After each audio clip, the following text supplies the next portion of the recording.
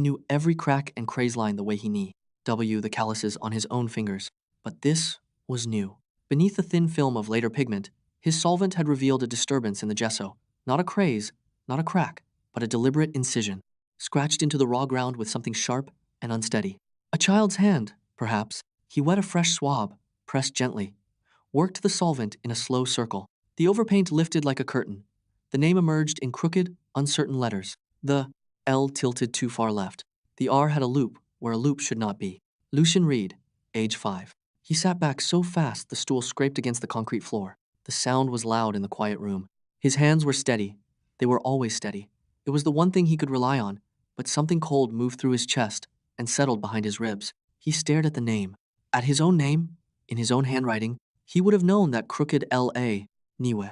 He had drawn it the same way until he was 9, when his mother had finally corrected his grip on the pencil.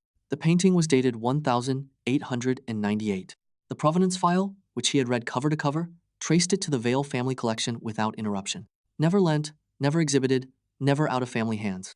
And yet here, beneath the surface, beneath the paint and the varnish and the 100-year-old dust, was the name of a child who had been born in 1997. Lucian reached for the camera mounted on his workbench. He photographed the incised mark from 3 angles, then took a tiny pigment sample from the exposed gesso and sealed it in a glass vial. He wrote the time and date in his conservation log with a hand that did not shake, though he felt the tremor in his jaw. The portrait's eyes caught the light again, blue-gray, like a winter sky. Nothing like the hazel eyes Lucian saw in the mirror every morning. People saw what they wanted to see in faces. He was a scientist of surfaces, and he knew better than to trust resemblance. He did not talk it. On Friday morning, Lucian did something he had never done before. He took a museum-owned painting out of the conservation studio without authorization, and he carried it down the narrow service corridor to the imaging room. The room was cold and dark, lit only by the glow of the X-ray fluorescence monitor. He placed the portrait on the scanning bed, adjusted the settings, and stepped back as the machine whirred to life. The image built itself slowly on the screen, and, line by line, layer by layer, the visible portrait of Edmund Vale, dark hair, blue-gray eyes, formal black coat, faded into transparency. Beneath it, another face emerged. A woman in a modest gray dress, her soft brown hair pinned back, her jaw curved in a way Lucian recognized, with a jolt that went through him like cold water. She was holding a child on her lap. The child had curls. The child was smiling. Lucian's hands were shaking. He pressed them flat against the steel table and forced himself to breathe. He knew that face. He had grown up with that face, in the faded photographs his mother kept in a shoebox under her bed. He had memorized the curve of her jaw, the way her hair fell, the particular tenderness in her eyes when she looked at him. The woman in the painting was Catherine Reed, and the child in her arms was a child Lucian had never seen before, a child with his own curls, his own hazel eyes, his own name scratched into the gesso beneath the paint. He photographed the X-ray. He took a sample of the pigment from the lower left quadrant, where the overpaint was thinnest, and he labeled it carefully. Then, he stood in the dark room, staring at the screen, and he understood that his mother had painted this, that she had painted a child she called Lucian Reed, years before he was born, that she had named him after a Guy Ost. At 2 that afternoon, Sebastian Vale appeared in the doorway of the studio again. But this time, Lucian did not turn. He was standing before the work table, the X-ray film held up to the light, and he did not hear Sebastian's footsteps until the man was already behind him. "You're here to fire me," Lucian said, his voice flat. Sebastian did not answer immediately. He looked at the X-ray film. He looked at the image of the woman and the chill. He looked at Lucian's face, pale and set, and he said, "What is this?" Lucian turned. He held the film out, and Sebastian took it. They stood together in the quiet studio, 2 men who had only just met, looking at a truth that had been buried for over a century. "It's my mother," Lucian said, "and it's me. Or, it's the child she named me after. I don't know yet." He paused. "But I'm going to find out." Sebastian looked at him. The list was still in his pocket. He did not take it out. Instead, he said, "What do you need?" "Time," Lucian said, "and access to the archive. You have it."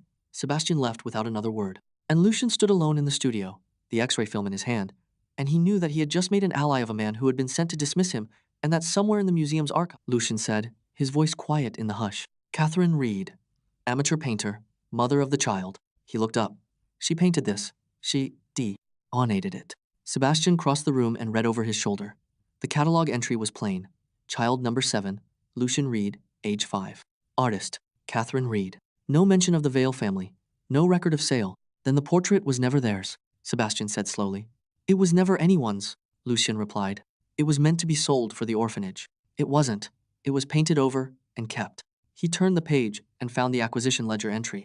From 1898, the handwriting cramped and official, portrait of Edmund Vale, painted over existing canvas, no additional cost. Original canvas donated by Catherine Reed, no compensation.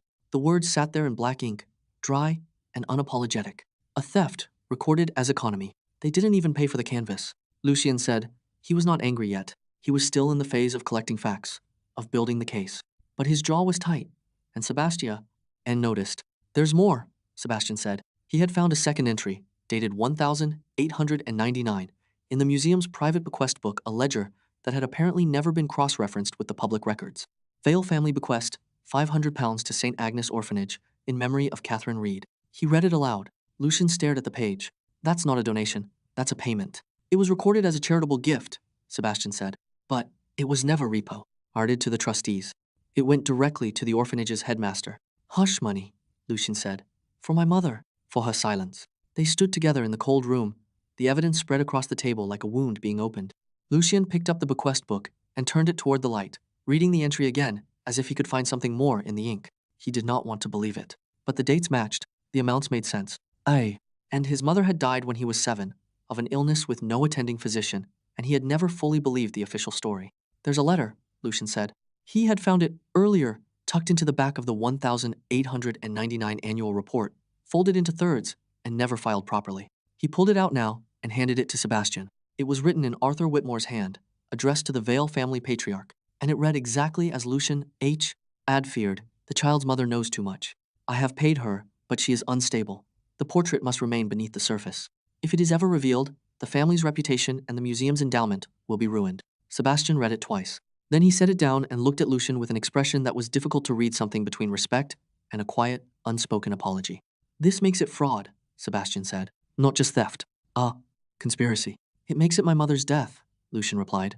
His voice was steady, but his hands had begun to tremble again, and he pressed them flat against the table to still them.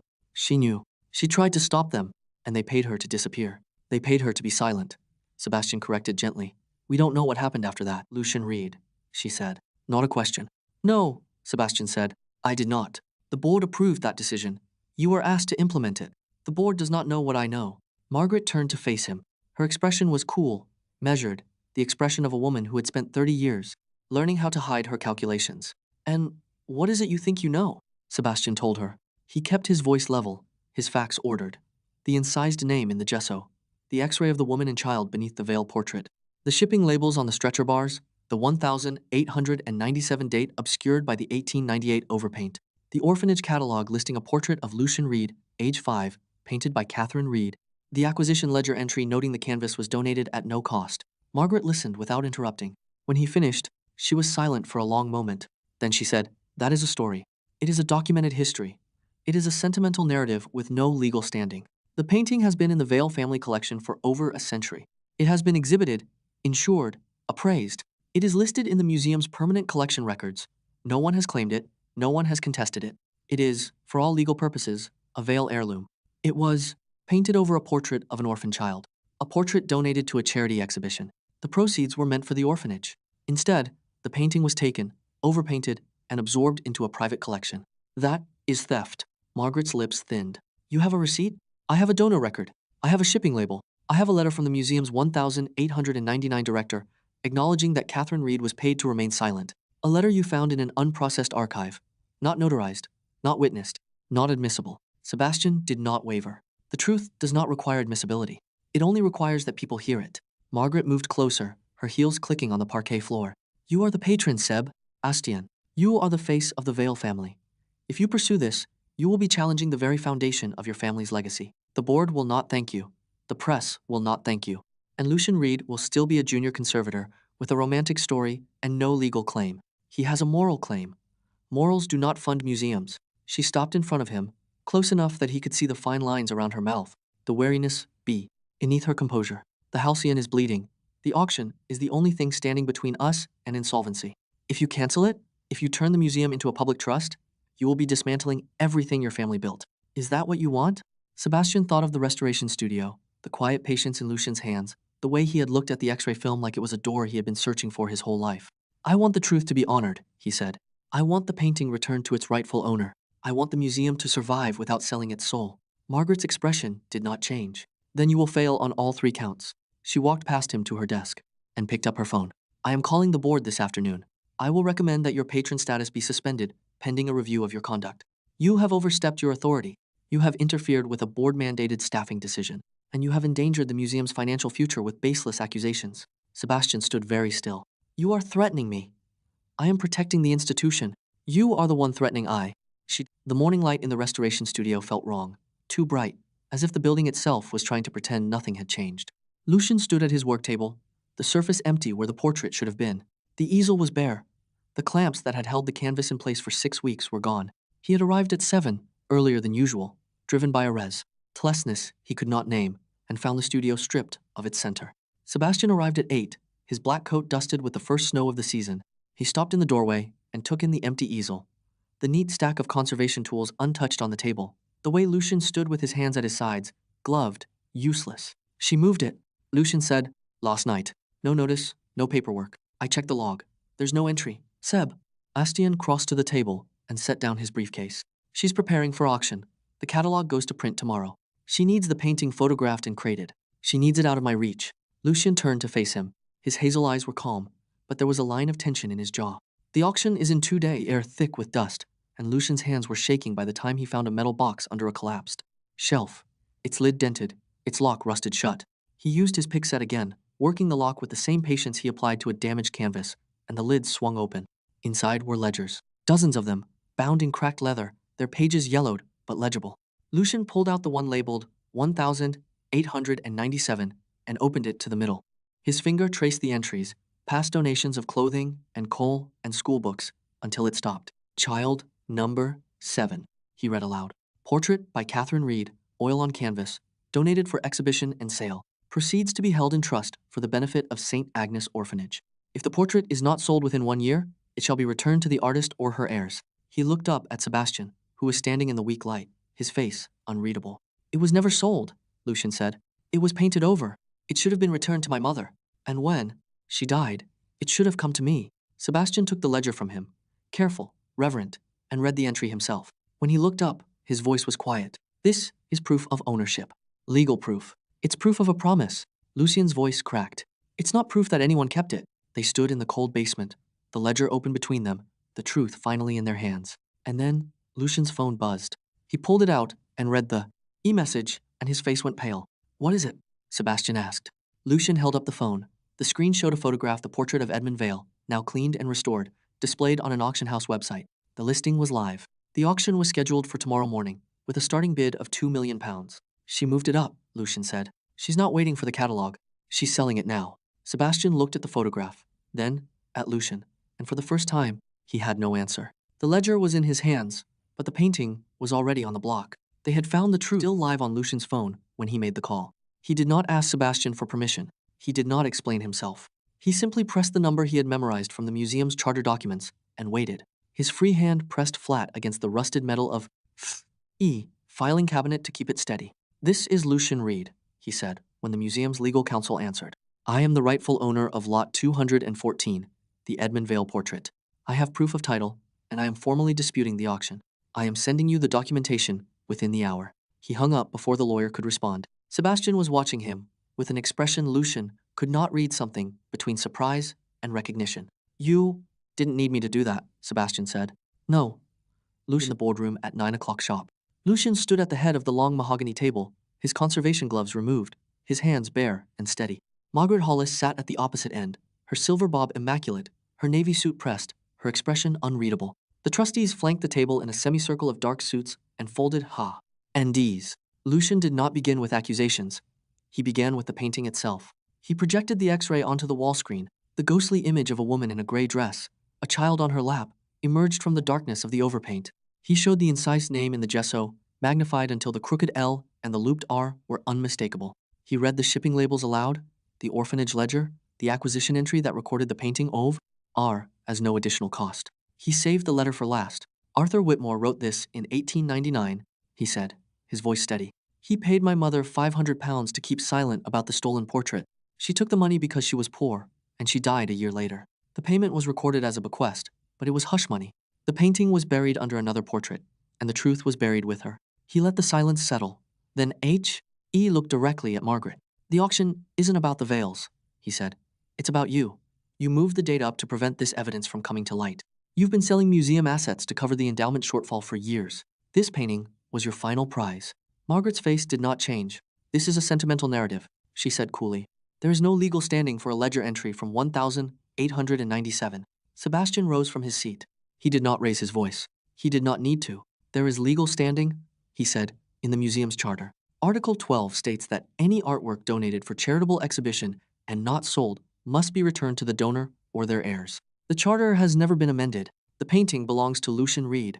He placed a bound copy of the charter on the table. Then he placed a second document beside it. I have also filed a formal complaint with the museum's ethics committee regarding the unauthorized sale of permanent collection assets, he said. The complaint includes a forensic audit of the endowment shortfall. It names Margaret Hollis as the responsible party. Margaret's composure cracked. A flicker of something fear or fury passed across her face. She opened her mouth to speak, but the board's chairwoman raised a hand. The auction is cancelled, she said. The painting will be held in trust pending full review, and the ethics complaint will be investigated immediately. The vote was unanimous. His now. He had earned it. The crowd thinned by midday. Sebastian approached, standing a respectful distance away. He wore a charcoal suit, slightly less formal than his usual black, and his collar was loosened. You didn't have to do any of this, Lucian said. I did, Sebastian replied. It was the right thing. You didn't have to protect me. Sebastian turned to face him fully. His blue-gray eyes were steady, warm, unguarded. I didn't protect you, he said. I stood beside you. There's a difference. Lucian felt the weight of the words. He had spent his life expecting to be dismissed by directors, by patrons, by a world that saw an Omega conservator as expendable. Sebastian had refused to dismiss him. Sebastian had seen the honesty in his conservation log and decided that honesty was worth defending. I know, Lucian said. They stood together in the sunlit gallery, looking at the painting of a child who had grown up to find his own history. Neither of them spoke. The silence was not awkward. It was a shared acknowledgement, a quiet understanding that they would continue to stand together.